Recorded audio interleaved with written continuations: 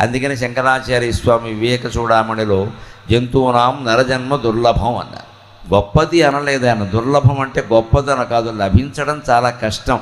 లభించిన దాన్ని సద్వినియోగం చేసుకోండి. ఒక చీమకి, ఒక దోమకి, ఒక కుక్కకి ఇక్కడికి వస్తే రావచ్చు దోమలు కుక్కలు కూడా, కానీ ఈ విషయాన్ని గ్రహించగలవా? మనిషి మాత్రమే చెప్పగలడు ఈ జ్ఞానాన్ని, మనిషి మాత్రమే అందుకోగలడు. అందుకని మానవ జన్మ సార్థకం కావాలంటే ఖచ్చితంగా ఆత్మజ్ఞానాన్ని పొంది తీరాలి. మరో దారి లేదు, మరొకటి లేదు. భగవంతుడు అందరి హృదయంలో ఉంటాడట. ఏ ఆకారంలో ఉంటాడు అంటే కొలత చెప్పారు. బొటనవేలు ఆకారంలో ఉంటాడు. నీ కుడి చేతి బొటనవేలు ఎంత ఉంటుందో ఆడవాళ్ళకైనా మగవాళ్ళకైనా ఆ బొటనవేలంత ఆకారంలో ఇక్కడ ఉంటాడయ్యా హృదయంలో. అంగుష్టమాత్ర పురుష అంతరాత్మ సదా జనానాం హృదయే సన్నివిష్ట. అన్ని జీవుల హృదయాల్లోనూ ఆయన ఉన్నాడు. ఆ ఉన్నాడనే ఎరుకని ఎప్పుడైనా మనిషి పొందగలడేమో కానీ ఇతర జంతువులు పొందలేవు.